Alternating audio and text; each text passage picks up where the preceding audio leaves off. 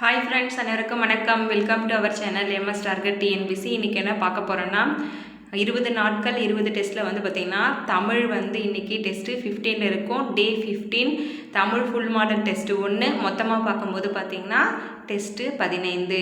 இதில் பார்த்திங்கன்னா அலகு 1லிருந்து அலகு 7 வரைக்கும் இருக்கக்கூடிய எல்லா கொஷினும், அதாவது டிஎன்பிசி எக்ஸாமில் எப்படி கேட்பாங்களோ அது மாதிரி பிரித்தெழுது, சேர்த்தெழுது, எதிர்ச்சொல் தருக, ஓர் எழுத்து ஒரு மொழி, தென் அலகு 1, அலகு 2 அப்படின்னு சொல்லிட்டு வேர்ச்சொல், ஒருமை பன்மை, பத்தியை கொடுத்து நம்ம ஆன்சர் கண்டுபிடிக்கிறது, ஒலி வேறுபாடு, மயங்கொலி பிழைகள், சந்தி பிழை இப்படின்னு சொல்லிட்டு நம்ம எல்லாமே அப் டு அகரவரிசைகள் எல்லாமே நம்ம எடுத்திருக்கோம். அலகு 7ல் கூட நம்ம இலக்கியம், தமிழ் ரிலேட்டடாக இருக்கிற கொஷின் எல்லாமே நம்ம எடுத்திருக்கோம். அதனால் ஃபுல்லாக பார்த்திங்கன்னா நீங்கள் அலகு 1லிருந்து அலகு 7 வரைக்கும் படிச்சிருந்தீங்கன்னா ரிவிஷன் பண்ணிவிட்டு இந்த டெஸ்ட்டு யூட்டிலைஸ் பண்ணிக்கோங்க. 20 டெஸ்ட்டில் நான் 6 ஃபுல் மாடல் டெஸ்ட்டு கொடுத்துருக்கேன். அந்த 6 ஃபுல் மாடல் டெஸ்ட்டில் பார்த்திங்கன்னா இது முதல் டெஸ்ட்டு.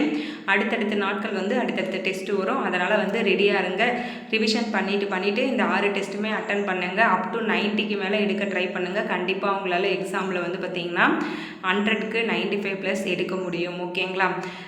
தென் பார்த்திங்கன்னா புதுசாக யாருன்னா பார்க்குறீங்கன்னா நம்ம 20 நாட்களுக்கு 20 டெஸ்ட்டுன்னு சொல்லிவிட்டு டெலகிராமில் பார்த்திங்கன்னா பிடிஎஃப் கொடுத்துருக்கோம். பின் பண்ணியிருக்கேன் எல்லா பிடிஎஃப்பும். நீங்கள் படிச்சுட்டு இருந்தீங்கன்னா பிடிஎஃப் டவுன்லோட் பண்ணி அந்த டெஸ்ட்டெலாம் எழுதிட்டு ஆன்சர் கீ யூடியூப்பில் செக் பண்ணிக்கோங்க. இந்த டெஸ்ட்டோட ஆன்சர் கீ பார்த்திங்கன்னா ஈவினிங் 7:30க்கு வரும். ஃபுல்லாக நீங்கள் டெஸ்ட் அட்டன் பண்ணிவிட்டு வெயிட் பண்ணுங்கள். உங்களோட மார்க்கையும் கமெண்ட் பண்ணுங்கள். எதனா கொஷின் தப்பாக இருந்தாலோ இல்லை ஆன்சர் தப்பாக இருந்தாலுமே தாராளமாக நீங்கள் கமெண்ட் பண்ணலாம். அதை நான் செக் பண்ணிவிட்டு உங்களுக்கு ஆன்சர் சொல்கிறேன். ஓகேங்களா? உங்களை வேறொரு வீடியோவில் சந்திக்கிறேன். நன்றி.